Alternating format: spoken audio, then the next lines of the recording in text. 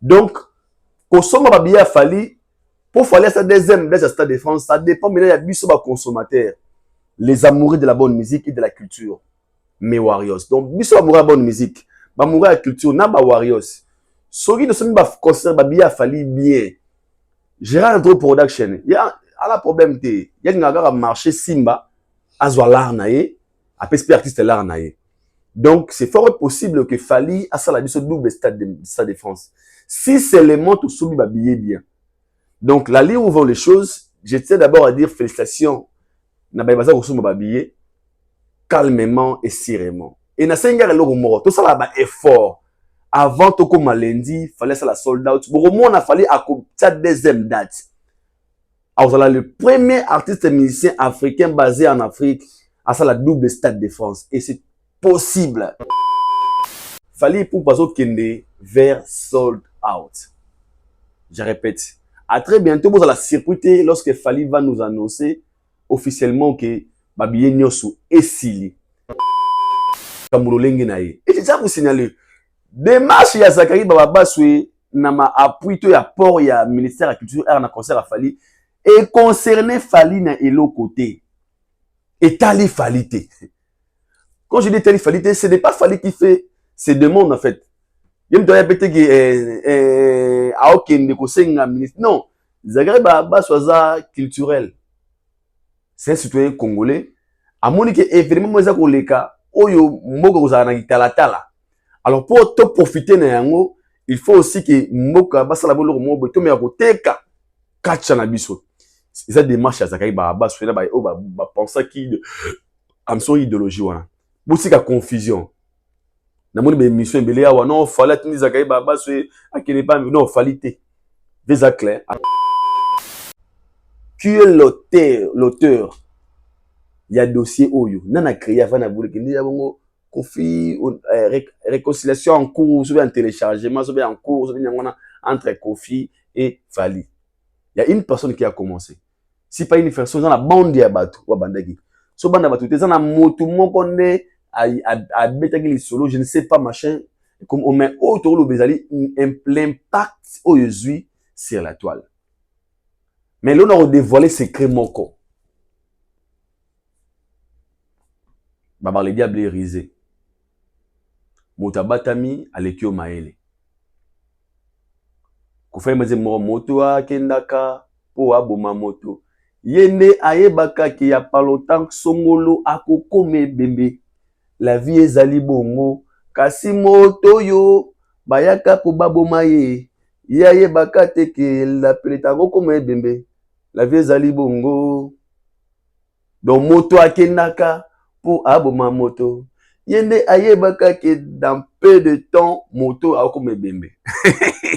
C'est profond. C'est profond. La question qu'il faut se poser. Le créateur a besoin de moto a créé qui idéologie to pe solo oyo. C'était quoi son intention? Est-ce que l'intention était vraiment que cette idée soit en plaire sur la toile? Que chacun a sa point de vue positif naïe. Ah bah ah non, ils ont aussi raison hein. Il fallait na kofi ba wala pe loroté. Ah, ba yo kana bango pe ah.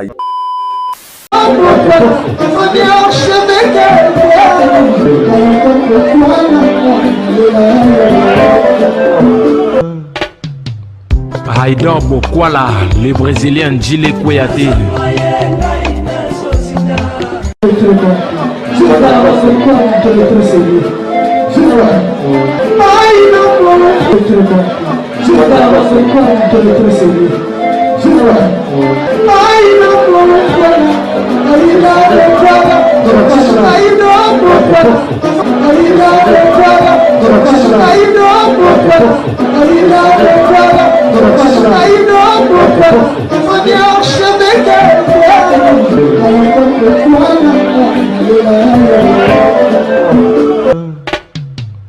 Haïdor Bokwala. Bienvenue chez Haïdor Show, très chers internautes, vous qui nous suivez de partout à travers le monde de votre émission Haïdor Show. Une émission qui est présentée par le vôtre Haïdor Bokwala et PMB certifié. Encore une fois, un grand merci à tous nos abonnés. au Botalabiso, vous êtes de partout à travers le monde. Vous êtes scotché, connecté. Na Haïdor Média Télévision, je vous dis un grand merci. Un grand merci. Nanzambe Wasala Likolo Nase, le maître des temps et des circonstances, le créateur des cieux et de la terre. C'est grâce à lui que nous vivons, c'est grâce à lui. Mais tout télémis encore une fois, les bossons Nabino, pour la Rossel, la Bino Moussala Oyo. Il faudra toujours que vous communiquiez, c'est notre devoir et votre droit. Nous allons obligé à recevoir information la source, qu'on traiter et puis qu'on diffuser pour y abîmer au bolinga biso au bosala talara. Émission na biso au bolinga mosala tout salara. La PC merci na banzambe ya sala RRT. À la rappeler un grand merci à notre équipe technique aux abongos depuis Kinshasa. Je vois Ken américain. Topesi Mbote na coordination nyonso. Topesi Mbote parce que je tiens à vous signaler que Haïdor Média Télévision ils avaient fonctionné na Katia Kinshasa pendant le séjour ici en Europe. Équipe il y a Haïdor Média Télévision, il y a Kinshasa Pesali. Si tout va bien le lundi, bon on a déjà ba émission banarokota. Ata na absence nangai, ata naza awa so na zone Congo. Et ça la question naza na Congo te naza awa, il y a une équipe auto créée wana et ko banda ko sala déjà mosala au bromesa na bango pe et puis na Lubumbashi pe to zape na ndeko na biso Mbui Kevin Mbui prophète ba warrior. Je pense que concept mori banda calamité bon na otalango et pas Kevin Mbui prophète ba warriors. To pesi Mbote Sikazali, le TikTok betika prophète ba warriors. Kevin Mbui mon ami, Josi Kivata Jika Vondo, ya Daïda Kivata, Boni Sango ya Terence Masui kama Masaka. Masananga bo mwana na pesi bino Mbote Gilite. Chibango na pesi Mbote na ba tout ba Carlien Kodia, Glodin Zembokolo ya Palin, ba frère na ngai ba ange ba. If you don't know where you're coming from, definitely don't know where you are going. Soyez Bessigo Tite, Bessigo Kendete. Salutations à vous, mes amis d'enfance. Je vous salue là où vous êtes. Il y a Bosco Bade Kayaya. Vita Kalouji Papa na de ovi. Il y a Bosco Bade Kayaya. Vita Kalouji Papa na de ovi. L'Enrica Nolo, ingénieur. Salutations à vous. Au Talabiso. Le retour sur plusieurs sujets. Nous allons parler de la sortie médiatique du Weranson face à Papa Moubasoula. Toro Solo là, on a une émission. Toro Solo là sur Fali Poupa, l'évolution, il y a billetterie. Est-ce que vous avez 91%, qu'il y a 93%, ou 92%, ça évolue. Parce que je tiens à vous signaler dans 2 ou 4, 3 jours, awa, Fali, Akotabongo, Akwano, c'est officiellement sold out. Guichet fermé, aux abonnés, dans concert, il y a le 2 mai 2026. Et Aya Kamouraï, a été beaucoup annoncé, un Stade de France le 29 mai 2026. Juste après Fali Poupa, il y a Aya Nakamuraï, il est à Robert Stade de France. On va en parler aussi de ça. Nous allons parler de surtout na Robert c'était sur le rumeur topé de Semoro fondé na bitu topé dans la créango made by someone oyo kaka alingaki a créé le juste wana a idée morazo qui pour faire parler le monde, pour créer ba buzz, je sais pas. Il y a la réconciliation entre Fali et Koffi Olomide. Le bro découvrir nani azo ki idée wana, nana bisaki likanisi wana pour lelo et créer makele sur la toile. Et donc ben de lango masete makasi pour na tozo misaba warriors, tu vas beloma na bonne musique, bazala na objectif moko o ba yebeli na événement prévu. Nani azo ki idée ko bimisa ba makambo wana réconciliation. Est-ce que Fali pour pas au courant? Est-ce que Koffi Olomide est au courant? Nous allons parler de ça tout au long de cette émission. Restez connectés. Et avant de commencer, je vous laisse d'abord suivre spot publicitaire. Il y a Ergley, Fali Poupa, The Last Man Stand, The One and Only, pour son concert de demain 2026 au Stade de France. Et on se retrouve tout juste après. Après, c'est parti.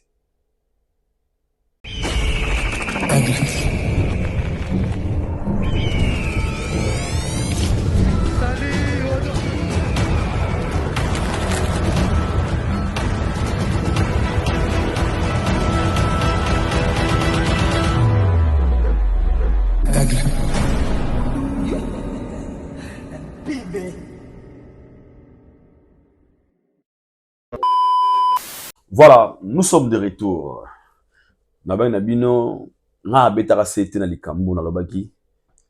Le concert de Fali, c'est un concert qui concerne tous les Africains, les mélomanes de la bonne musique et les amoureux de la culture.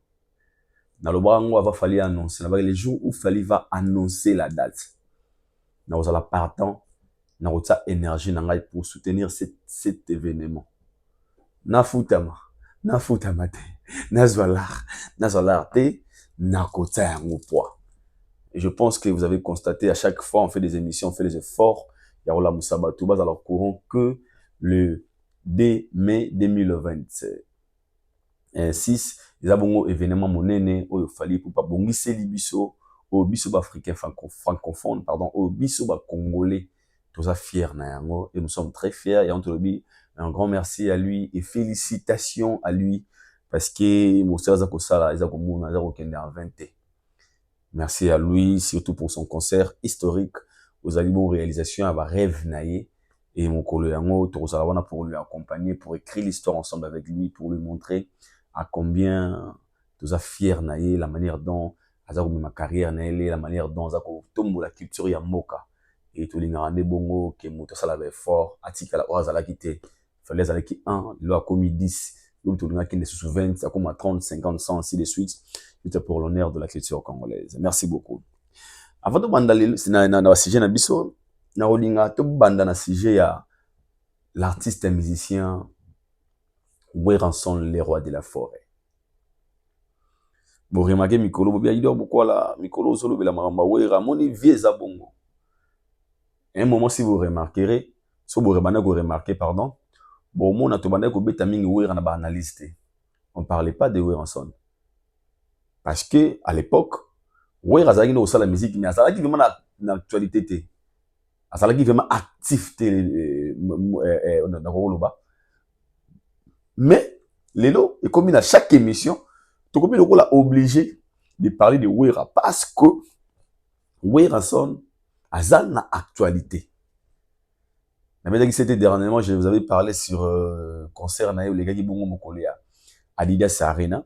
Bon mon équipe no moko résultat ndenge wera réussira qui concert na et ça salami osenga et salama dédicace à Warriors, dédicace à Fali Poupa, dédicace à Hérité Watanabe, wera loba qui fallait loba et créa qui en bruit.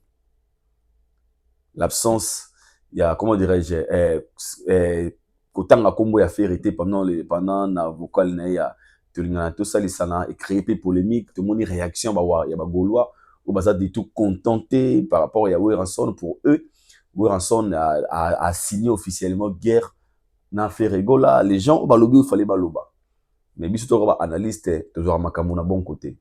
Moi je tiens à féliciter Weranson parce que ni le ba awa Weranson le ba to photo ndima ba fort na bango. Pourquoi? Parce que Lelo tona wera tona Kofi tona JB tona batu ba marqué époque na bango à l'époque ba vie na biso. Mais na bango toi la personne qui est vraiment active c'est Weranson. Il est dans le game. Dans lelo na meko choqué bino surtout tanga na musique à Congo. De utara fali numéro 1 après to kitina c'est magas to ke to rota be kuna na musique à Fobi to tanga comme wera. De bien wera paix. Voilà, c'est le plan communautaire. Parce que Wera est actif plus que Bana Wenga Bimisa. Wera est actif plus que plusieurs artistes et musiciens. Wera a l'énergie. Wera est actif que Bango. Aucun réseau sur ça Wera. On a même la manière dont Wera gère. Il y a un monde qui à la personne qui gère Wera. On m'a appris que c'est sa fille. Il y a une dégonanga moi aussi, je pense que exaucé. Félicitations. Félicitations parce que à l'époque, il y a des choses qui étaient qu'on niait. Ah, musique et ça, réseaux sociaux, musique et ça, Facebook, musique et ça, YouTube, ok. Et ça, bilo qu'on a créé la visibilité et pas ya artiste. Parce que lorsqu'un artisan a visibilité, il y a on a créé le marché. Mission à la visibilité, on a déjà succès. Donc quand tu n'as pas la visibilité, on a succès. Il y a un monde na maison de production minene, bazara même pour que ça la collaborer na artiste na rotala, ba Instagram na yo. Ba Twitter na yo, ba YouTube, ba Facebook, ba TikTok, ba comment positionnement dans les réseaux sociaux za ndenge. Pour le lomo kile koma muke. Oyo bana mutu tengana na succès fort. Atunu atala mawap. Ana combien d'abonnés na TikTok? Combien d'abonnés na YouTube? Combien d'abonnés na Facebook? Et comment bongo? Même des comment dirais-je, même des sociétés commerciales. Au bali bazo la content na yo la publicité tous à l'ambassadeur, ils vont vérifier la manière dont aux ali des consommer sur les réseaux sociaux. C'est dans la position nini. C'est important. Ton doit avoir certains catholiques et musiciens, faut dans ma casse na YouTube, dans ma casse na Facebook, dans ma casse na boye boye. Bino wana mso de bazoba, musique ya ngote, musique ezayemba, fallait pour payer avant de plusieurs billets, rien que par na annonce ya réseaux sociaux na Instagram, na TikTok, na Facebook, juste annonce ka wana, n'était ça fallait plus de 20 000 billets sans les na chaîne à moto. Parce qu'il est suivi, le message est qu'il facilement na ba o balanda gaye. La fanatique. Et par là, je dirais encore une fois, félicitations à la personne qui gère Weranson. Parce que Migolo, comme sur Koutsika, Facebook, comme on a publication Weranson. Et puis, t'as là ma commentaire, t'as là ma j'aime. Vraiment, exaucé sur Zaye Manager. Félicitations parce que vous avez coupé ça. Au booster encore une fois carrière, il y a Père Nabino et Weranson. Et nous félicitons. Et Tobi Negar, courage et force à lui. Pourquoi on a été dans l'émission là, Weranson? Je pense qu'après les concerts d'Adidas Arena, le concert d'ING Arena, IDS Arena, pardon, Weranson a sali sorti médiatique, il y a Popol Mopasula. Wera a quand même parlé, il a parlé de Fali Poupa pour son concert à Stade de France, à l'Obéli, positionnement par rapport à la manière dont l'Ingarabana Bazala, comme tout père, l'évolution de ses enfants. Et je vous laisse d'abord de regarder juste les extraits. Il y a un passage à Weranson et pas à Popol Mopasula et on va analyser sur cette vidéo et on se retrouve juste après. C'est parti. Olobeli fierté dans ce pays nango parce que tu comme nation nasuka bosnialenga tu as parlé de fierté. Aujourd'hui mutu moko oyo pesa elengi ya sa musique. Ton jeune frère Fally Ipupa, il va faire le stade. Quel est ton plaisir aujourd'hui? Bon plaisir nanga ezaki a oser quand même, a oser que je date pas bêta concert dans le Stade de France. Et ça déjà pas mon pour naïe et puis pour promouvoir la culture dans le Congo. Okay. Parce que Bagneus Baroya Barotala Fally, quel artiste qui joue là-bas? Oh Fally, de quel pays? Congo RDC. C'est le Congo qui gagne. Mission de tous un sentiment macasse. Donc jamais la cour l'échec naïe. Que ça soit quoi. Attaque tout mon anité. Attends tout mon anité. Mais souhait n'a fait à la planète Simba. Voilà. Je crois que la fierté, il y a artistes et tout, hein. Tous les artistes. En parlant du plan Wingé, j'ai suivi le retour. Voilà. Je pense que Bolandi Weranson intervention sur l'artiste et musicien Fally Ipupa. Ce que j'ai aimé, les autres dans l'émission chaque jour. Tout le bagage sur bateau balingara évolution, il y a culture, tout il y a musique. Je pense que l'émission ça Guillaume na beta c'était na baki. Ba wera bazana son reprouvé par rapport au ba basali na carrière na bango. Wera presque tout fait. Quand je dis tout fait dans la génération Wera, les lots, les temps et la Gibiso, la différence entre Wera et JB et Koffi Olomide. Na pesa maintenant pourquoi nous sommes appelés Molobi Aïdor, ou jamais on comparer Wera na ba Koffi na ba JB non. Ba na kata game bango tout, Koffi Kofite, JB Kofite, Wera pas Kofite. On bien attends Wera sur la différence ces alliés parce que Wera a compris que na ko peut se mettre à jour. Nati que la TV mon na beta Bercy, na beta Zenith, na beta. Dans une énergie, je peux aussi en profiter parce que lobby on va payer na sala au senga na sala mais na baki ça rappelle quelque chose dans carrière na ngai. Pourquoi na zui vidéo oyo ya question à mon pasula na meki koto décortiquer yango. Je pense que tant faut rater vidéo alobi na sepeli parce que Fally a osé. Na moni réaction à batebele, na moni mutu a commenté wana vous encore battre Fally a osé parce que boy. Donc non nous na définition vague. Il a osé. Est une expression qui signifie il a eu le courage de ou il a pris les risques de. Elle implique que la personne a fait quelque chose de difficile, d'audacieux ou de provocateur. Par exemple, il a osé demander une augmentation de salaire. Signifie qu'il a eu le courage de faire cette demande qui peut être considérée comme audacieuse ou risqueuse.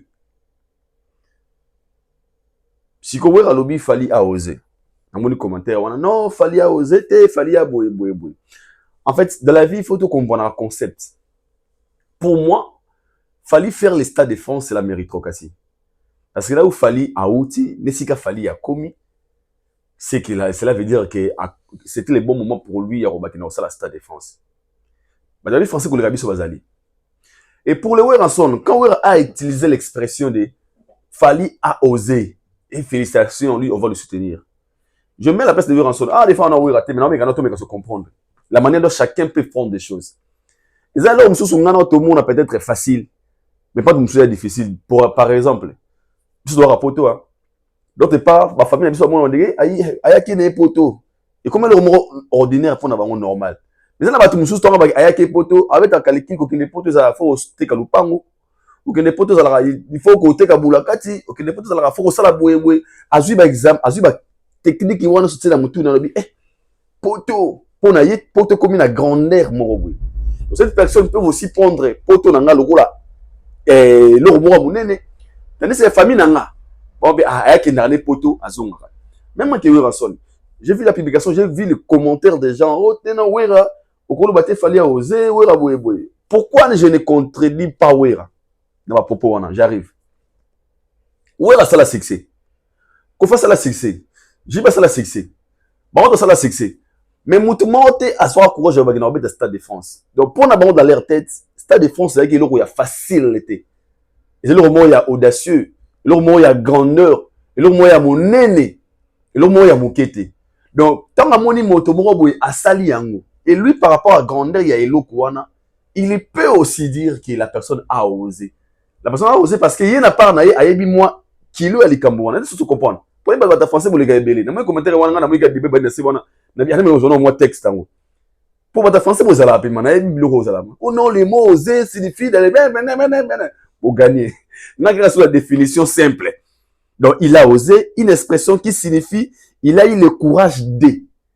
Ou il a pris le risque de. D'autre part, pour Wera, il trouve que Fali a eu le courage. Il a quoi affronter Stade de France. Pour preuve, Fali, le tout premier artiste musicien francophone de faire les Stades de France. Donc, c'est qu'il y a battu au nom de oh, banani wana, balinga pe Stade de France. Mais ça a un courage, il y a osé, il y a quoi affronter en côté. Pour preuve, dans le mille fois, si c'est pas oui, rançon, basali, soit il y a un courage, l'esprit penda, bah pour mettre Stade de France. Mais pourquoi ils l'ont pas fait? Parce que peut-être pour n'avoir la rabe, ne pas la biso mukila kala. Ah, Stade de France, ok, bah si c'est pas oui, bah ça la rapé, il faut se dire qu'il a signé dans yango. Mais comme moi, esprit de on a kala, wana maga, ah, t'as un kalezagi, tu vois, eh, wana disque d'or, y a pas d'adjou, musique à bana poto. Nous avons la personne qui va biloter. On voit musique à bonne poto. Eh, boy. T'es, qu'on a témis sur la disque d'or et simbate.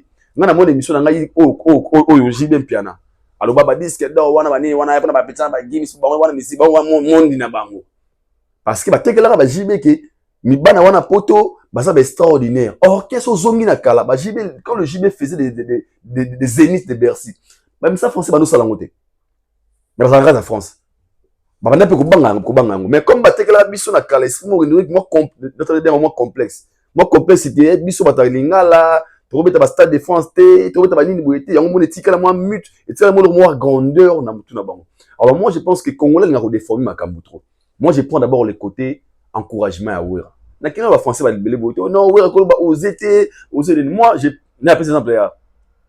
Un warrior peut dire que oui, il fallait habiter Stade de France, c'est logique.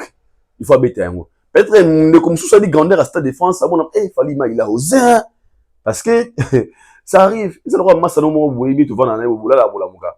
On va boter je me suis Massa no na ake sengani no demande de mariage oh asengi partir. Yo ebi grandeur ya makamune ke dit pour na monde moi na ma risqué c'est pas facile est-ce que parce que ebi moi grandeur ya eloko wana monene na yango. Mais moi je prends pas ces côtés. Moi je prends les côtés d'abord encouragement. Weranson qui se gêne pas de dire félicitations à Fali parce que atato kutanate mais ça honneur ya drapeau ya mboka na vanika wana pour alba Kofi ba tourner na boulevard Kofi moi nous fallait rebeta Kofi mais vite vous comprenez un peu mais Weranson qui se gêne pas pour lui il pense que ce qu'il fallait à saliango mokolo yango drapeau ya Congo ne côté lema vous allez honneur ya musique ya Congo honneur ya culture na biso et Wera donner de la force à Fali. Moi, je félicite Wera. Mikolo nga bete bore mangelo ba mama Wera mingi parce que nga lingana nga ba to sala mama bien. asa m'a bien na motema na ye aza dans en fait j'ai non la détermination na ye en fait non la détermination na ye na moi muso commenter wana commenter notant la commentaire rapide parce que abi Weranson félicitations toyebi que la minute oyo bokomi ba pire na fali oza vieux jaloux bosala likita na bino po na boko isa faire mais kosimba te faire kobeta yango double stade wana okosambwa neti boy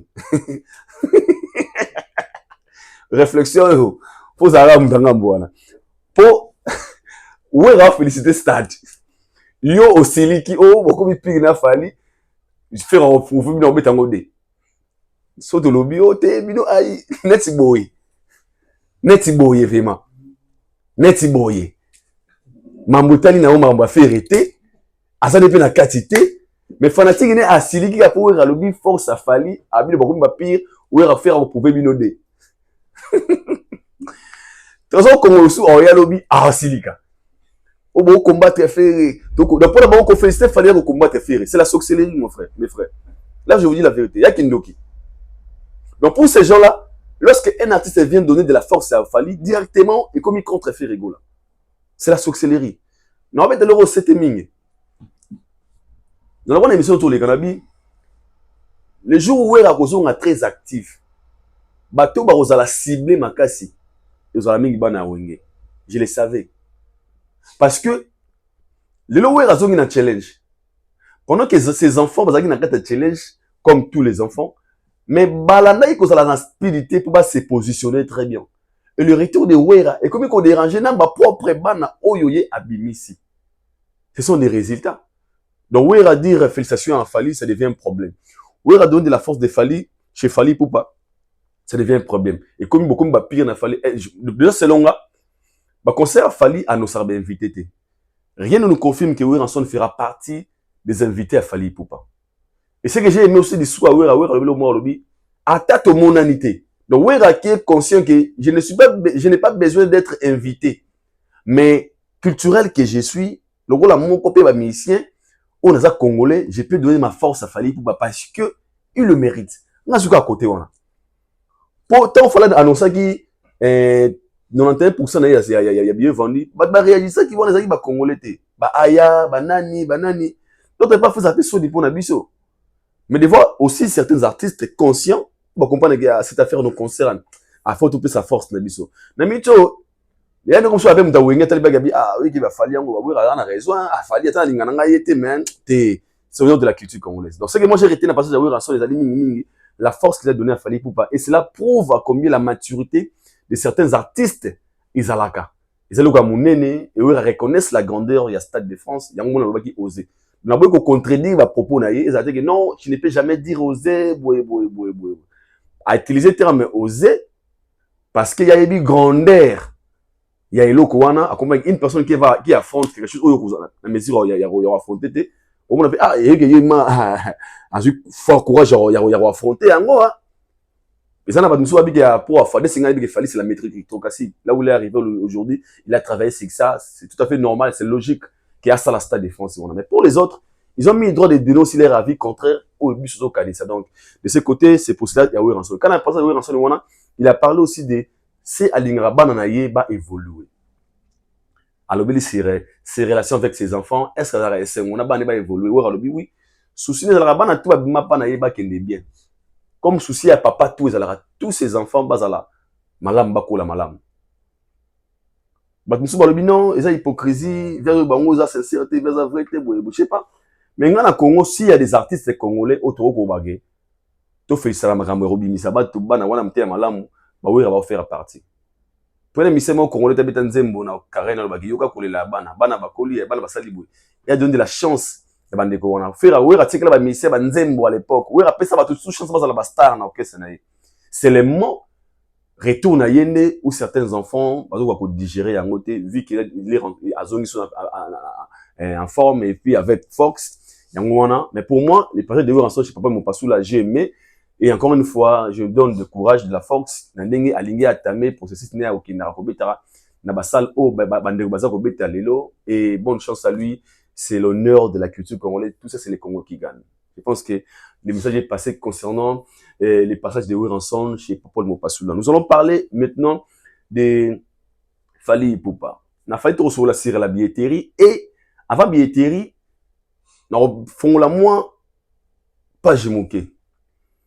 Mingi baza koloba Aïdor beaucoup là les concerts de Fally ou les kalolenge nini est-ce que Fally va nous accompagner na album wana sika est-ce que et aux arandenge nini bande konanga je tiens à vous signaler nazaki na concert ya Kassav na retenir eloko moko on a retenir ba congolais toi on a problème sérieux oui mundele so so mimba futi bien na écoute concert hein elle ko vivre spectacle elle ko vivre show n'est qu'on va ba mise bela congolais boli abiso bala na ba concert maman na fou esprit si tu as ba concert bon toi boye concert ma boyo ba no mabanga pena ba me bande saper bo matanano e kingi nani obo matanano nani o yaka no bolesa bise mbongo go boza ba maman na ba esprit mabe ba démon concert ya Kassav de début à la fin et banaki 20h30 ici les 22h30 2h d'été à show non stop Kassav mon mundele aye a fouti mon mundele babi franchement waouh je me suis bien amusé hein ah et puis na kati mwa tobi na ba tobi na ba moté mundele na ba kangi mundele ça va c'est va tu vas tu suis congolais Aïdor toi tu es qui Marie-Jeanne oh Marie-Jeanne ah bon tu es française oui tu peux me donner les papiers ah mais non pourquoi ah mais non je cherche on me chaud mais puis les conseils l'idée a des non. Mais ce que j'ai retenu dans le concert Kassav, c'était quoi? Bah, apprendre ngai, pas fanatique, moko ya Kassav. Que, entrer à Kassav, le jour où fallait yaka inviter dans le stade de défense à Kassav, l'anniversaire, en 2019, où fallait betaka wana, après le passage de Fally, Monica, rythme wana, où fallait tika wana, ba cri, ba forme, betela wana, Kassav et tika la na yango. Chose étonnante. Ils ont un comment on a bêté dans Kassav, on a évidemment à travers qui Fally Ipupa, na ba cri, na ba danse, et ils ont appris ça après les passages de Fally Ipupa. Je te dis ah non ba rythme on dit aigle, bah oui bien sûr. Ton Fally ya ka ba tika la na bilora Fally ma ba et na ba danse na ba cri. Nabi non les Fally baza ba tout mon sous. Je vous laisse de regarder. Né de ces endroits d'auteur, je sais pas comment non mais regardez na ko mbouye moi soit moqué. Total là concernant la Kassav, comment ça s'est passé et on se retrouve pour analyser notre émission. C'est parti.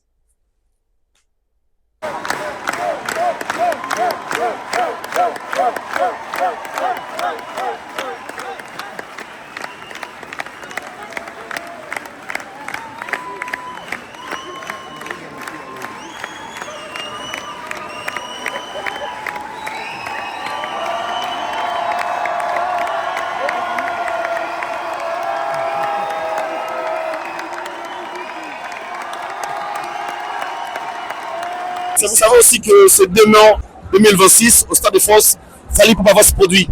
Okay, la superstar, ok, Fally Ipupa. Je connais. Tu connais Fally Ipupa? Oui, je connais bien sûr. Alors un message à tous les Congolais, à tous les Africains, assister au concert de Fally le 2 novembre 2028. Tu leur dis quoi?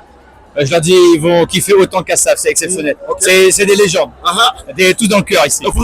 Non, je le connais, je connais pas trop ses concerts, mais je sais que c'est une légende aussi. Fally Ipupa. Ouais. Merci beaucoup. Force à lui. Merci beaucoup. Merci, on est ensemble. Comprenez, nous sommes là. Trouvez le concert d'aujourd'hui de Kassav. Franchement, il y avait une superbe énergie. On a bien zouké à 3, c'était incroyable. Merci Kassav. Vous avez aimé? J'ai adoré. Super bien, merci. C'est pas parce que vous avez plus.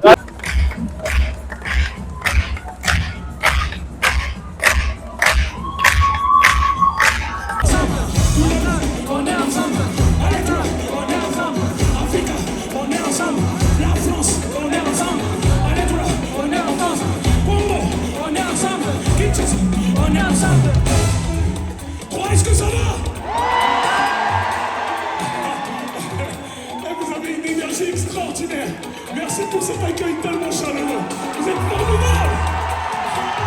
Alors, cette chanson-là, c'est ma femme là, elle me dit non, tu peux pas aller t'amuser, aller jouer avec tes amis, boire une petite bière, aller jouer. Mais moi, j'essaie de la supplier. Donc je lui dis, écoutez ça. Allez maman, totobi, allez, on est ensemble, chérie, nana. On est ensemble, bébé, nalingeyo. On est ensemble. Bougez, bougez. On est ensemble. On va pas sortir de là. On est ensemble. C'est parti. Alors, tout le monde. Chauffeur, chauffeur. Chauffeur. Chauffeur. Chauffeur. On va danser.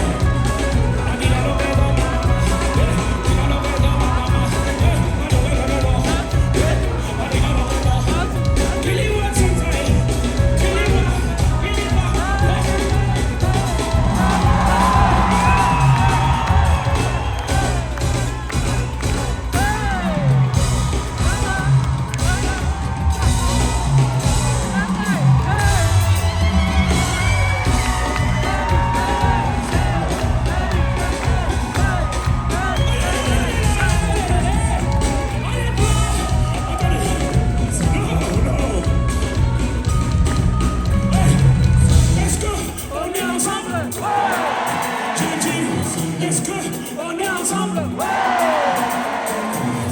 Magnifique. Alors, maintenant vous allez assumer. Maintenant tout le monde. Je veux voir tout le monde avec ça.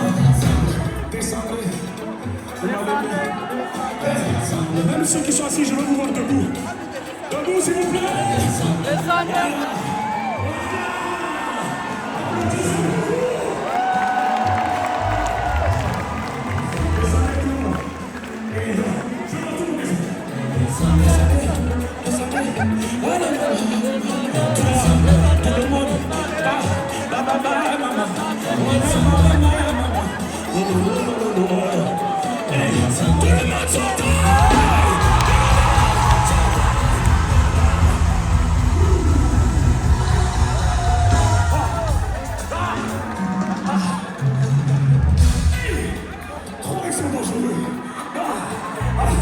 C'était presque ça.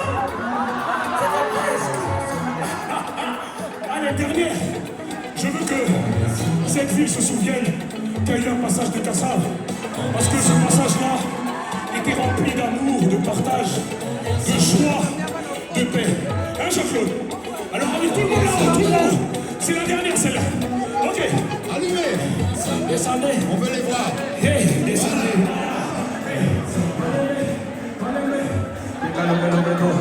Allez, maman. Allez, descendez.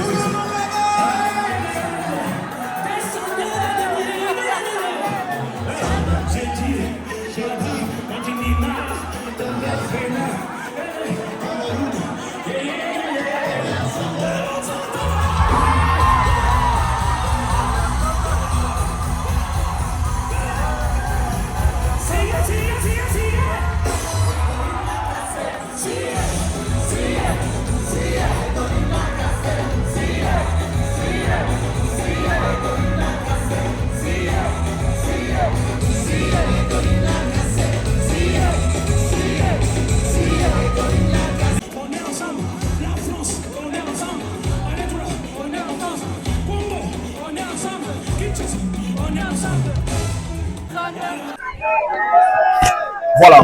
Awa toti concert ya Kassav. Yebisaki bino Aïdor Bokwala kouta na ngai Congo koya awa na kati ya France. Ezala kosuka na kati ya communauté te. Je suis venu assister aussi na concert à monene au ya Kassav. Je pense que les gens au Bayebi, on était encore de petits enfants et aujourd'hui j'ai eu cette opportunité. J'ai eu ma chance à assister à un concert. Mais ce que j'ai retenu dans le concert, il y a la différence entre un concert et un show. Je pense que demain, on enseigne la vidéo analyse pour vous montrer comment à vivre les lots. Et j'ai compris que quand nous parlons d'aller assister dans un concert ou dans un show, c'est vraiment la différence. Et Kassav, et ce que j'ai retenu aussi, la monnaie entrée à Kassav, le pour la entrée à Fali, pourquoi? Pour habiter dans la Arena. Et par là, j'ai compris la vision des Fali à la Randengenine. Et merci vraiment beaucoup à Ludovic Debo qui m'a aidé de venir assister à un concert à Kassav. Et j'ai pas plein de commentaires à faire là-dessus, vu qu'il va nous avoir les mamans, tout ça, tout la question, tout va être tout. Mais je vous donne rendez-vous demain à l'analyse et on va analyser ce qui s'est passé aujourd'hui. Sinon, on est ensemble, je vous aime beaucoup. Aïdor beaucoup, voilà, les certifiés. Voilà. Boutaï wana passage na ngai na concert ya Kassav. Daki musika 2h30 de Paris. Na Ludovic Debo que je sais là où il est, Ludovic Debo. My brother. Aba Aïdor beaucoup la photo kende concert à Kassav. Ponga bana fanatika fan à Kassav. Nous sommes arrivés sur place. l'ambiance était totale. On a retenu na kati wana ezandenge nini. Ezali la manière ya kosala show na ba concert. Ces gens ici bazana banzembo à danger. Mais babi que soki moto auti ndako na concert, aye ko vivre spectacle, ko vivre show. O ba congolais mingi to kwa ko réussir te. Pendant leurs prestations, tant mort les a quittés. Pendant leurs prestations, les dédicaces inutiles les a quittés. Pendant leurs prestations, bah, improvisation les a quittés. Tout les a calculé. Donc, des heures de temps de show non-stop. Et ils n'ont pas dans la vie. Ah, ceux qui sont capables de tenir tout debout dans le désert, pourquoi nous, les Congolais, autour de la maîtrise, il y a ma cambo, tout le monde concert, ma chanson dansante. Toi là, banzembo ya bien, au goût ça qui m'a assisté dans ce concert, azana vraiment qui azana kati ya show. N'a pas cette réponse na mon avis. Pourquoi? Premièrement parce que des concerts à Congolais mingi za préparé té. Na bandeli ba concert à Congolais mingi za préparé té. Au moins on ça li concerné à répéter mais comme il joue un spectacle, joue ya show pardon, abali ba improvisation. Ozaki prévu té à côté yango. Mabanga pa mapamba. OK de boy bamba. Oh kata na badana boya bolé sambongo. Mais ba concert oh yo mona même les blancs ba comment exigeant soit linga futa concert faut abana royer ba mutango za ndenge ya kobeta ndenge et ya sengo za ndenge après le passage kaka après concert wana mais on sema na tamu sa micro malheureusement weka mundele soit lembi déjà muso mi boy koloba mais mingi ba qui informé qu'il fallait un concert d'autres ba ga idor beaucoup nous sommes très idor pardon mon frère nous sommes au courant qu'il fallait va se produire les demain 2026 tout le monde on a na Skyrock, on a fait des publications, on voit ça partout. Moi j'aime Fally, j'aime la musique africaine, j'aime comme du congolais. Comme Fally va faire le stade de France, franchement Fally fait station à lui. Et les messages de Fally est komaki. Donc mokolo yango on a kolobana batou. Na pesa pe pourquoi ceux qui Fally à l'écran na Kassav shonaye bande kwa Kassav ba yiba mo ba intro moké pour betara na ba concert na bango. À combien plus fort les concerts ya yemoko ko pesa biso mokolo les demain. Alors moi, je tiens à demander, n'a pas na bonne musique, n'a pas amoureux de la culture, d'aller acheter le billet. Pourquoi? Parce que mon colo yango vous la ambiance, vous la fête. Vous la fête parce que vous allez devant, vous allez 80 000 personnes, autour savourer mon colo yango, autour fêter ensemble, autour ça la ambiance ensemble, tout ça la fête ensemble il y a 20 ans, la carrière a fallu pour pas. On va parler maintenant sur l'évolution de la billetterie. Il fallait pour publier 91%, il y a des billets déjà vendus. Ça fait 3 jours. Au moment où je vous parle, c'est tout qui est dans 93 billets vendus. Donc ça reste que 7% pour faire ça la sold out. Pour que le concert il a fallu pour payer la sold out. Je m'explique.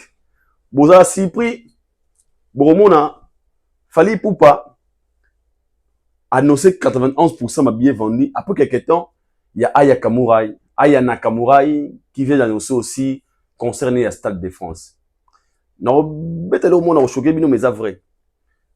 Aya Nakamura a sauvé à Stade de France parce que fallait me taper ses goûts à Stade de France.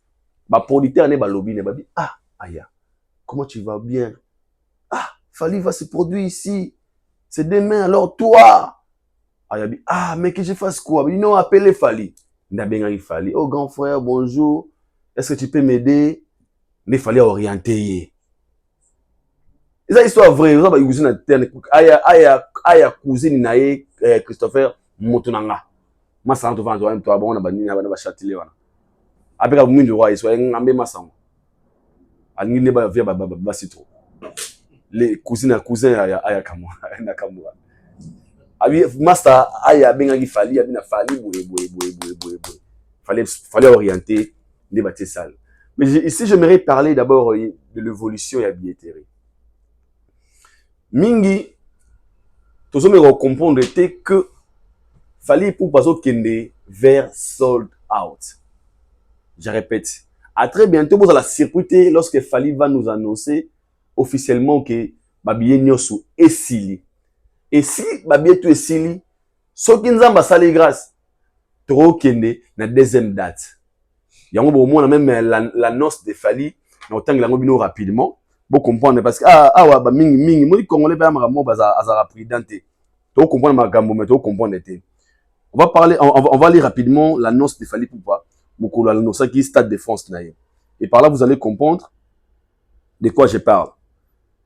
Tant ba idor beaucoup là pour idor yo beta cette maman mingi. Un point ni est-ce que Fally mo lo ba ngapa na bita ki fallait ba beta double Stade de France. Mais au moins nous allons lire ensemble avec vous. Bomona et l'oroni na lingana loba. C'est réel. L'annonce, il y a concert, il y a Fally. Nous sommes là. Falla Komara Bojo a annoncé qu'il est 1er octobre. Abi, les amoureux de la musique et de la culture, mes Warriors, de Kinshasa à Paris, de l'Afrique au reste du monde, vous avez toujours été là. Je suis très ému de vous annoncer aujourd'hui que je réalise un rêve. Mon premier concert au Stade de France. Mon premier concert. Il y a français, nous voyons pas français, ma casse. Mon premier concert au Stade de France, le 2 mai 2026. Cette date est la nôtre, c'est notre moment, c'est l'histoire de toute une génération, de toute une culture, de tout un peuple. Rendez-vous le 2 mai 2026. Il a parlé ici de mon premier concert. Sur le premier Zali, deuxième Perousanini, et vous allez à français. Non, en France, ça va, comprenez un peu. Donc, pour sommes bien Fally, pour Fally sa deuxième Stade de France, ça dépend maintenant il y a consommateurs, les amoureux de la bonne musique et de la culture, mes Warriors. Donc, biso amoureux de la bonne musique, amoureux de la culture, na ba Warriors. Ceux qui ne sont pas concert bien Fally bien. Gérard Andro Production, il y a un problème il y a un marché Simba, azwa l'art naé, a pesper artiste l'art naé. Donc, c'est fort possible que Fally a ça la double Stade de France. Si c'est les mots tout soumis billet bien. Donc, la ligne où vont les choses, je tiens d'abord à dire félicitations. Na ba baza ko soumis billet calmement et sereinement. Et na senga le mort, tout ça là ba effort. Avant tout comme lundi, fallait ça la sold out. Pour moi on a fallu à la deuxième date. Alors voilà le premier artiste musicien africain basé en Afrique à ça la double Stade de France et c'est possible. It's possible to those who believe in God. To those who believe in God. Everything is possible. Tout est possible pas en Nzambe. Pour faire les amona en Nzambe. Moi est là ka Nzamba tindela biso na mukili pour sauver culture na biso mboka. Alors moi je pense que pour na billet là tout na 93% des billets vendus. Na ba yo na basumba billet na bango te. Pour mingi biso compliqué bango. Ba benga aido bokola na sa ndeni na funa ko sa ndeni nini. OK na funak na ticket master.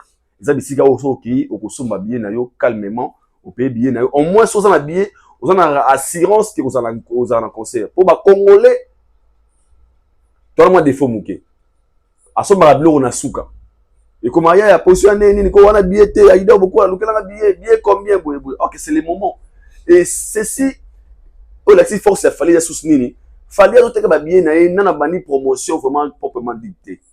Na bani ba tour non médiaté na ba tour non tek tout monde qui ba chaîne bela les fallait tek na bien na réseaux sociaux na Skyrock alekaki na ba o balinga fallait o ça au courant qu'il fallait un concert tout ça comme on a évolution à bien Fally Ipupa.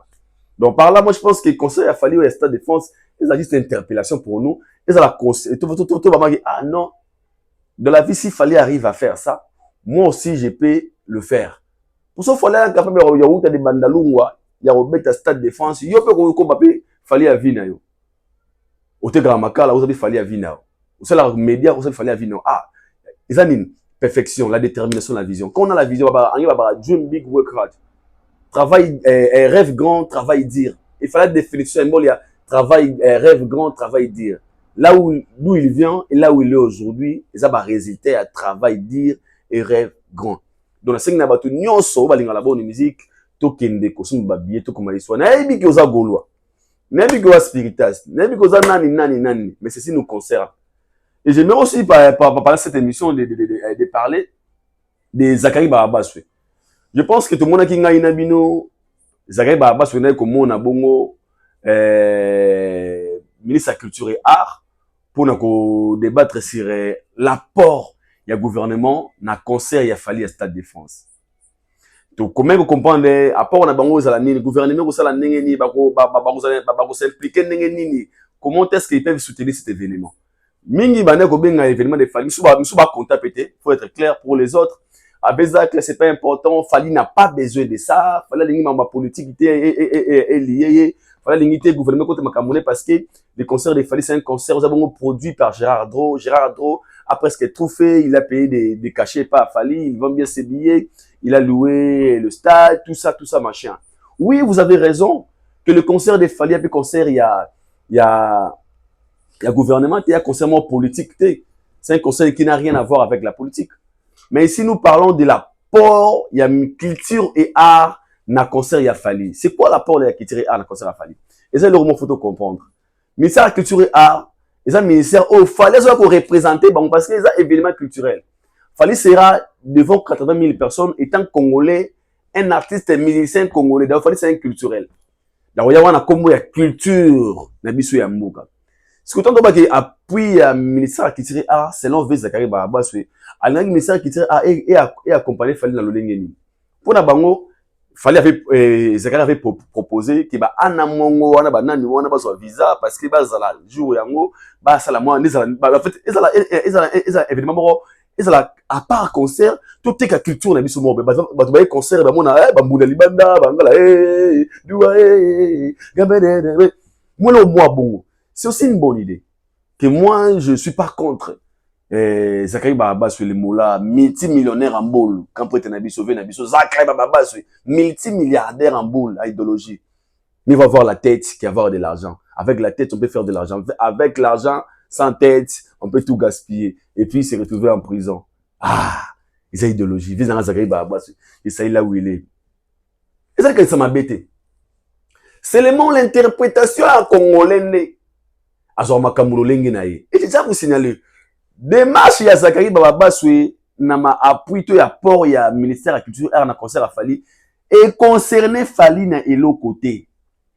Et Tali Falite. Quand je dis Tali Falite, ce n'est pas Fali qui fait ces demandes en fait. Il me doit répéter que, à aucun de conseils ministre. Non. Zakari Bababaswe, culturel. C'est un citoyen congolais.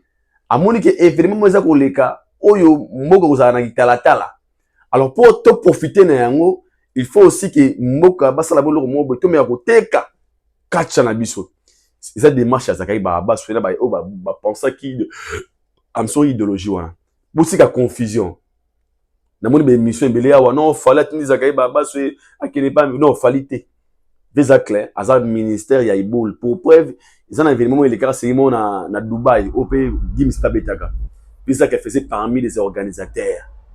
À jouer Nassi Serra va avoir visa fait là Dubaï m'a billet pour m'assister. Je vous se souvenir non pas Betara Gims Betaka et puis no si Betara Penina. Zaki pona culture na biso ya Mouré événement culturel. C'est la même chose que Zakari a créé son idée. Je pense que ça idée m'a fait malam auto ko yango pété sur le gouvernement et c'est ma beaucoup na événement wana et poni ba ko représenter biso na événement na fête ya Fali ba assister pour ba me roter ka ma culture na biso, c'est tout à fait normal.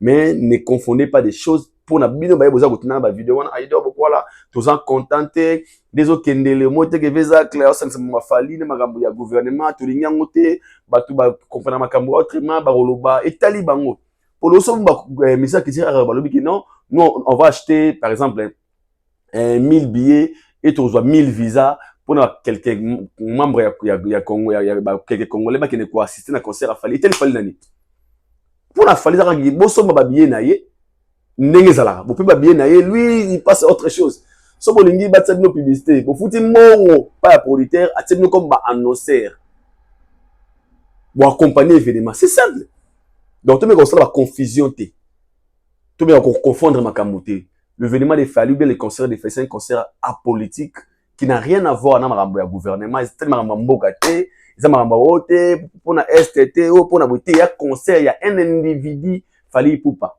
concert na ye ya carrière na ye mais comme c'est un artiste musicien congolais comme il va représenter les pays yango wana ne ba konzi to ba o balingi ba accompagner ye baza welcome na événement à Fali. Donc confusion na mutu na biso te bonno comme abinoté ça déjà fait Zakari Bababa il a choisi de le faire et moi je venais pas ici de dire que veza clair au beti mabe au moni bato ba boye les gens pas avec les gens wap bango les gens Les gens. Hein, les gens, les gens, les gens, les gens, ils vont les gens, là, les gens, ils vont les gens, ils vont boule mouké. Les gens vont dire, on ne va pas évoluer si on vit pour les avis de gens. Donc, c'est pas important. Mais sinon, pour la billetterie, je vous demande encore une fois d'aller acheter les billets. Chers Congolais, allez acheter vos billets parce que concert, il y a fallu, concert, il y a batonu au son. Il y a dit que la nationalité tout barozala. Mais la charité bien ordonnée commence par soi-même. Ah non, il y a biso moro. Fier aux deux n'ont pas fallu, les fiers aux Ivoiriens n'ont pas fallu. Fier aux n'ont pas fallu, les fiers aux Camerounais n'ont pas fallu. Un Camerounais peut te dire, Fali c'est un Africain francophone, nous sommes fiers de lui, vraiment c'est la fierté de l'Afrique. Bien, Fali c'est un Congolais, nous sommes fiers parce que c'est un Kinois, les sous-sous. Bandalongwa, Bissoma Tete, Bissoma Lemba, Fali Bouya. Pour définir Fali n'a pas grandeur qu'on est un Ivoirien.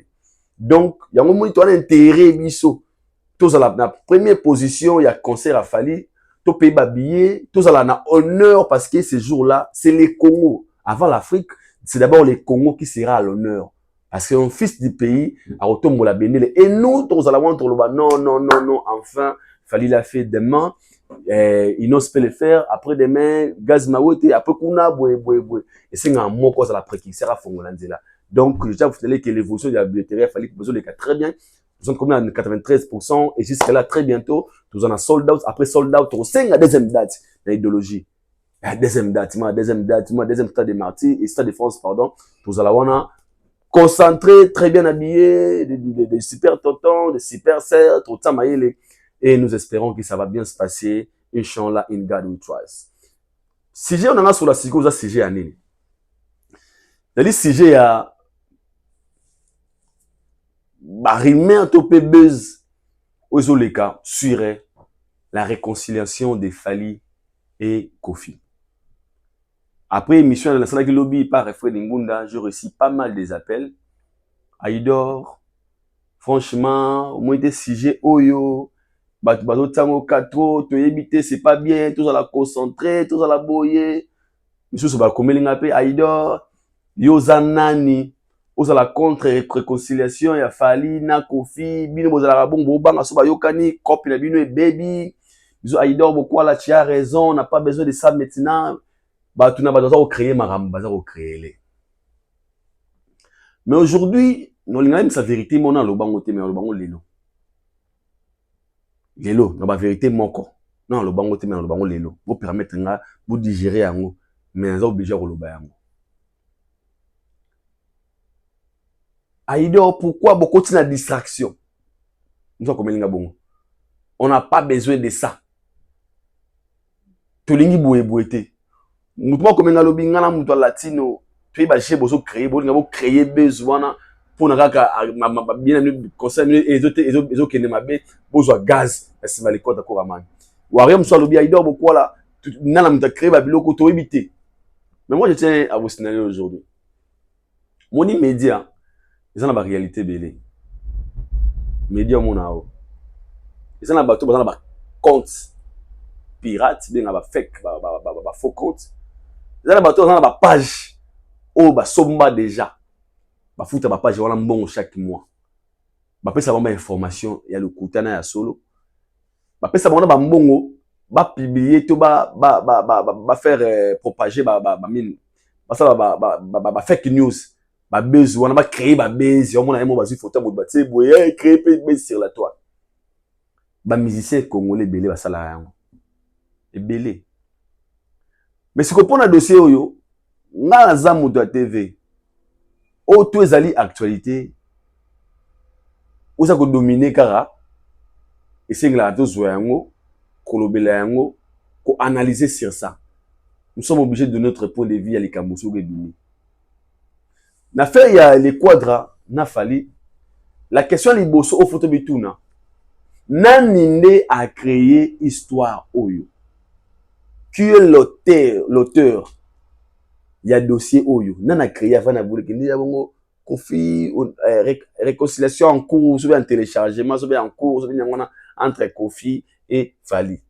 Il y a une personne qui a commencé. Si pas une personne dans la bande ya bato wa bandaki. So banda bato te zana motu moko ne a betaki li solo je ne sais pas machin comme on met autour le bezali l'impact au yezui sur la toile. Mais là, on a dévoilé secret moko. Babar le diable est risé. Motabatami alekio maele. Kufai maze moto a kendaka po aboma moto. Yende ayebaka ki ya palotan songolo akokome bembe. La vie ezali bongo. Kasi moto yo bayaka po baboma ye. Ye ayebaka teke la peleta akokome bembe. La vie ezali bongo. Donc moto akendaka po aboma moto. Yende ayebaka que dans peu de temps, moto a comme bembe. C'est profond. C'est profond. La question qu'il faut se poser. Le créateur il a besoin de moto a créé qui idéologie to pe li solo oyo. C'était quoi son intention? Est-ce que l'intention était vraiment que cette idée est en plaire sur la toile? Que chacun a sa point de vue positif naïe. Ah bah ah non, ils ont aussi raison. Hein. Il fallait na kofi baola pe loroté. Ah, bah yo kana bango pe. Ah, ils ont raison. Moi il fallait na kofi baola pe écrire leur mot pe bien. Ce que muto wana ye moko atala, après ko créer logo a créer. La réaction des gens. Bato ba réagir ne ba zui yango ndenge nini. Ndoko mona réponse ya moto azwa ki idée ko sala makambo. Ce que ça n'a quand il y a bateau balingara ve quoi dans fali ya solo bayokana basu résultat nini après bezito après iloko ce ça n'a ngambo ya ve quadra c'était quoi l'intention derrière ça. Mais moi je veux dire un truc, nous sur la musique tout est calculé. Si l'idée ou ngambo bateau ya ve quadra on a deux way na way ya liboso. Et ça pour créer distraction dans concert ya Fali. Botu nga ido boko na ndenge nini. Et ça pour paralyser certaines personnes na kaya o balinga mba Fali. Deuxièmement, et ça pour la V quadra espace na actualité qui domine actuellement le Stade de France. Parce que au moins le concept ozali balokeli ve espace ve azala comme on est ebetama pendant un moment les noms de vie bané ko betama parce que c'est un concert il y a carrière solo et artiste il y a 20 ans de carrière naïe tant que le espace yani au monde tu crées loco ah ko faire ça ko fala bien ko faire ça ko faire ça il fait maintenant créer quelque chose dans toi tu ah fali ma fou ça bien ko fait ça ni donc balingi ba créer les fali. En fait, côté sombrement, oui. Ah, fallait penda, c'est qu'on fait ça avec fort, fallait vraiment, fallait qu'on fasse aller ça la négeni. Bah, créer moi, doute, c'est un thème à battre belé. Et comme, ah, qu'on fait, vous allez bien, on a raison, soit ça, ah, fallait boue. En fait, bah, il y a composition mobile. Deuxièmement, qu'on tester la position de Fali. Il y a certains Warriors qui aiment tellement Fali, ou bazara tellement na kanda ya ba agissement na ba réaction ba to o ba la ngambo ya Kofi ndenge ba telemia na carrière Fali ne ba telemia Fali ne ba trita Fali ne ba ingérer Fali ne ba dimina Fali ba to wana ba na kanda ba ba ke non lokola bo critiquer Fali moi j'ai mes mères maman na bes ba mboto ba linga Fali aba aina linga Fali parce que la manière dont les gens traitent Fali ba ta Kofi ba tinga Fali comment que respect moi Fali ayamo linga mona na Fali pour na bon na payer 3 billets so maman wana ako po osiliga po na nga il fallait Kofi ba ogani ah Fali pourquoi na ngonga ote mutalingi ote mama na ko ya pe concert pété asiliki mama na ko so ba billet pété asiliki donc les composition mobile là faut être sage na caractère tellement glissant l'intention cette composition c'était dire quoi pour na ko affaiblir mtima bato balinga msu Fali ba mona faut faire la pour la soit confusion. Donc c'est pas appeler les bélés. Ah vraiment, comme la Fali, pour casser devant la Fali, pour casser devant la Fali, venez Nico, tu mets la tête. Pour beaucoup mais na toi yi, to boyi mona na yi, maman na binga na pese mbote. Maman binga yi, que pese mbote, maman ma mère aussi la sali na gata Belgique. Mouté un papa na papa Patrick. il dort beaucoup là, est-ce que, en fait, mère si réellement fallu au courant, maman, je ne sais pas. Moi-même, je ne sais pas, je ne maîtrise rien. Dans mon dans les réseaux sociaux. Donc, bah, toi, je me décourager, mais t'es pour la confusion. Ah, confiance à la one, ah, confiance à Fali, vraiment. Donc, il y a un signe de Warriors, ming Warriors, parce que c'est ce qu'on sait des Warriors. Mais le monde de la bonne musique, ils s'en fout, la grève à l'oreille. Mais les Warriors, ce sont des fans qui aiment Fali, aiment la musique de Fali, aiment la personne de Fali Poupa. Pour la bango, ils ont l'intérêt de protéger l'air Fali Poupa. Na maramutu. Na musique, na libanda la musique. Na motali musique, na libanda la musique. Donc pour la mère, on a réconciliation pour la bango, monsieur c'est bangote. Bango peut aussi gagner un solo. Donc la composition ya makambo o mutale atie yango ayebi intérêt ni ayaki na yango yemoko. Pour créer makambo na réseaux sociaux, no Fali na Kofi, ayebi l'intérêt. Mais moi ici je venais pas aussi dire que je suis contre parce que moi ba réaction na bino kuna ayibino bo banga so ba yokani copine bino Kofi boyebete. Ngaza chroniqueur de la musique. Ngaza porte-parole à Falite. Ni à Kofi ni à JB ni à Wera. Moi je fais de la chronique musicale, na ça ba analyse. Toi, tu es réaliste, tu vas m'accompagner, tu es là. On ne viendra pas ici à la télé venir parler des choses qu'on ne maîtrise pas. Aïe, tu mets karaté, tu mets ton karaté, tu mets yango. Comment karaté c'est donner d'ampleur.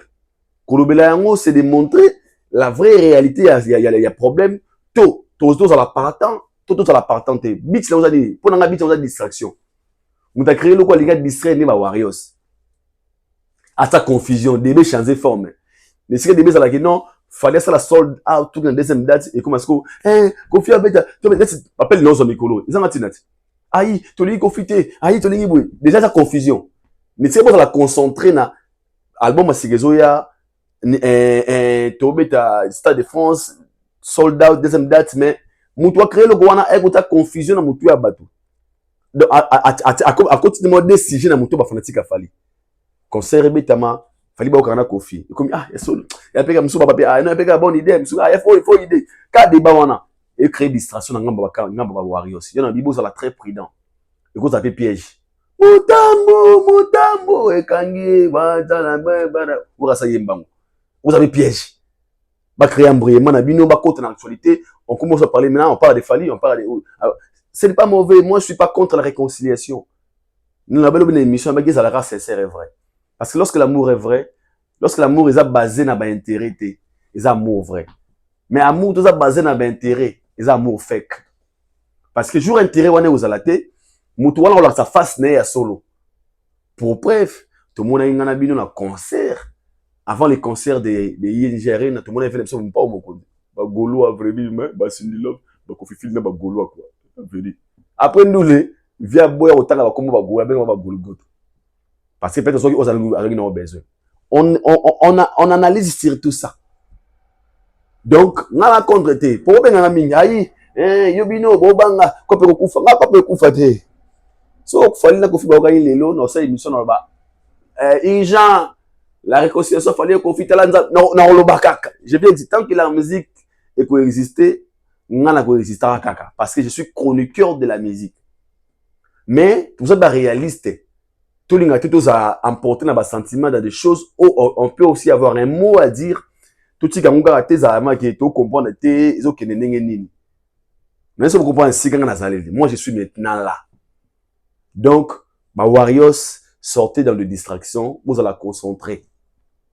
Soge Goya, Soge Zaya solo, on s'en fout et ça la manne, ça la manne, tout le monde dans les réseaux sociaux.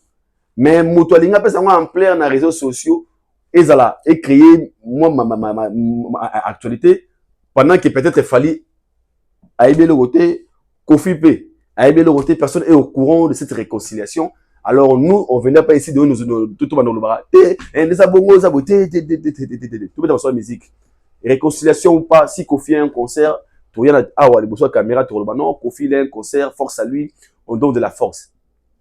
S'il fallait un concert tout y a force à Fali on donne de la force. Donc, moi, je pense que c'est une interpellation pour dire à tous les Warriors que vous avez la souple, vous avez la très concentré parce que vous avez tellement glissant juste pour Etabino, vous avez la concentrer dans ma essentialité. Ok, vous avez la mission, il y a Makasi, il y a la focus, na concert ya Fally dans les 2 mètres au ba billet parce que je tiens vous dire que petit nanga aya Kamura aya Nakamura atie date même moi qui Fally pour pas parce que avant ma gingaza en France ça mais Fally à Outblade la plus grande salle d'Europe stade de France il est pas fanabi ah non ça appelle nini atie ya on est tout ligne mais ce que ya ko segeza nini na moni ba fanatique mais ba ya congolais mususu ba ko na ba fana aya Nakamura au moins ndeka moni ye au mona au bekata ça soldat boy na mtu na question ezala nini bo chanza akaba diverse uzama kama kongo ya Léopard na boza mu David ya mutalimana mais ama Léopard so ngata peka so tokepe coupe du monde on est en peu ya mboka tout cherche tout luka ba diverse était pour nous son propre frère ils allaient sous mon ami soit nzambe les sous mais sinon force aya Nakamura maybe que courage tozana si tout va bien on va t'officier rendez-vous et to kinare pina auto assister to tanengo lekela on va voir ce qui va se passer Fally Ipupa Aigle qui sont les invités qui seront le jour des concerts il y a Fally na Stade de France jusqu'à là ce mute Fally n'a jamais annoncé les invités il pas banda ka ba concert na alors ba boya otala Fally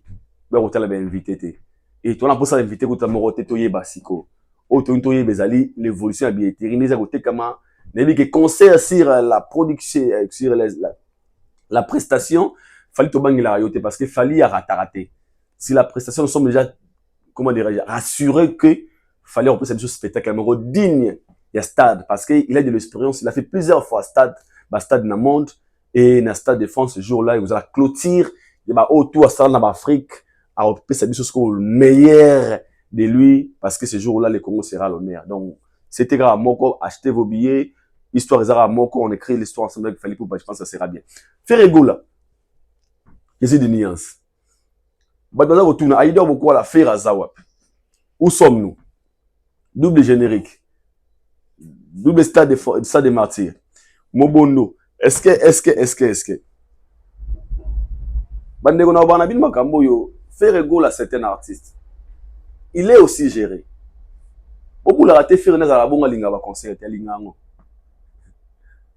beaucoup la raté faire na bonga la possibilité ba mettre ba concert à lingango mais pour ces produits en Europe et sengaka moto abetisa yo maison de production parce que producteur ne soit bête musicien na concert faut ça la produit rentable atala ba intérêt na ye ba yo arena wana ba ING wana ba o ba ne ba ovo arena eza nango mais le producteur qui va miser son argent pour atambongo atala deal na yo que non concert budget coût combien location où ils a 300 000 par exemple $200,000 bah une sonorisation ça fait tout ça fait peut-être 500-600 000 pour amener à $600,000 euros il faut à ça rassurer que yo kozong c'est 1 million aux la produit rentable donc bon on a vraiment là vous avez déclaré ah il y a bêta na produit pour nini bon pour nité ça faut été ah ouais bêta à ces produits il moko non faut maison en production et signer contrat na yé bah sali bah partenariat ça pas les ba kende lango ba miser na bango baté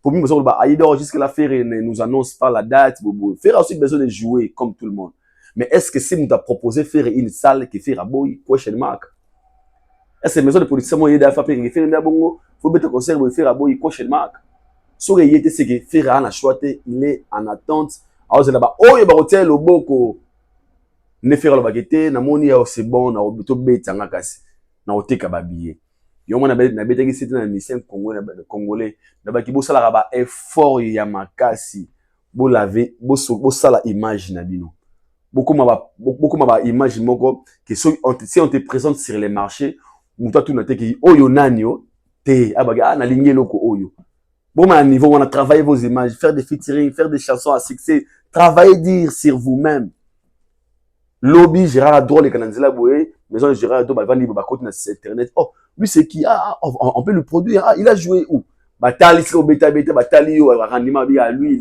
c'est un produit rentable si seulement vous travaillez l'esprit à Congo parce que le même c'est yango na musique à Congo kangi biso mingi leader ngaiboé bolingo c'est faux ko fongwa maté c'est ça aussi problème en casse to comme on a musique à Congo faites comme Fally il était comme vous tous mais il a fait des efforts de ne pas rester là où il était. À brûler des étapes, à Salou Fala Sala, il a appris beaucoup. Il s'est donné au fond Aujourd'hui, ça résultat à persévérance, résultat il y a réussite, résultat à une très bonne vision. Aujourd'hui, il est là où il est aujourd'hui. Donc, pour n'aller pas jusqu'à là, pour consommer gaga, des génériques de Biswana, oh, Bimi, vraiment, Gaulois, Bazar, Mobondo, toujours, Stade de Marty, des jours, Nzambe Mazomona, on est là. Les Simba, donc, tout est possible à celui qui croit. Je tiens encore une fois à remercier Inosbi, une très belle chanson dans l'Industrie Nango. Il y a Rumba, vraiment, j'ai aimé. Et Héritier Watanabe qui prépare l'album du groupe. Oyo, tout va bien, je pense que c'est très bientôt là. Wata a communiqué sur l'album du groupe. Il doit beaucoup le silence de Wata. Ils ont bangé ça. Pour Nanini, Nanolinga, absence à Wata na Makambo. Au moins, guerre entre les Gaulois, n'est pas ta maison mère, vous remarquez, spiritus, c'est innocent. Wata s'est retiré na débat wana. Et c'est la preuve de maturité. Père, va discuter na moi, nan de gonayo, yo, osano wana te.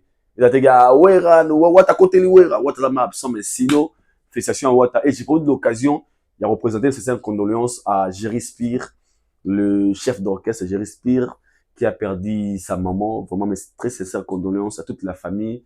Il y a Jerry Spire et force et courage à toi, frère. Nzamba Pesaka, Nzambe Azor. Il y a beaucoup minango. Ce n'est pas facile que moto. À mon aliwa, il y a des familles ordinaires. Les injures, les insultes, et découragé, et l'ongolo confidentialité. Nzambe nous tape sa rappel à Zouaka. Zala yo, force à toi encore une fois, je te donne, par honte positif, nous sur les colonnes, yo, courage, les avez preuves, mais facilité. Mais, avec l'idée, surmonter en haut, et relobake, Nanzambe, olongaki. Je vous aime beaucoup, c'est votre leader, beaucoup là, l'international, international, je vous aime beaucoup. Je pense que vous avez wana ébélé, en train de suivre. Nous sommes arrivés à la fin. Un grand merci, Nabino Mozanda, qui sont partout où vous êtes. Merci Mbote à mon frère, ami. Merci pour l'assistance. Viramav. Merci Mbote, mon frère, ami, Viramav. Namoni Bongo. Jonathan Kapasula, El Fuego, Nakata à London. Chris, bienvenue au Congo, Congolais. Serge Diana Fire. Banapoto. Merci na groupe Nabiswana Oto Kabolaka. Bonne humeur, conseil surtout. Tout ça, créer un projet. Merci na Serge Diana Fire, vous avez quoi assurer Serge Diana Fire, vous avez quoi assurer na ba projet. Déjà faut en ba mi aboui. La muna tongo a commis texte à tes projets, on a oublié tout ça de canis na projet. On a formé tout. Un projet minene, un projet mité, un projet minene, a formé tout. Serge Diana numéro 1, il y a groupe Chris bienvenue, dernièrement projet. On va étudier ça. Vera et Jonathan Kapasula 0 fuego.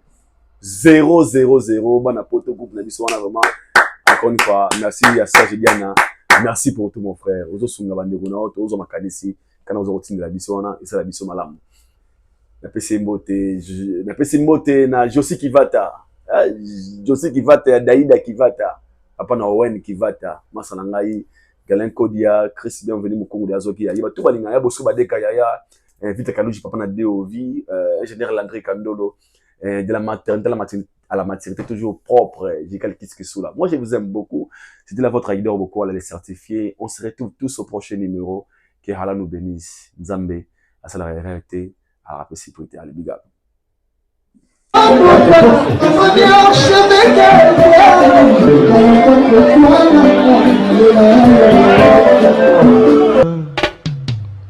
Haïdor Bokwala, le Brésilien Djile Kouyaté.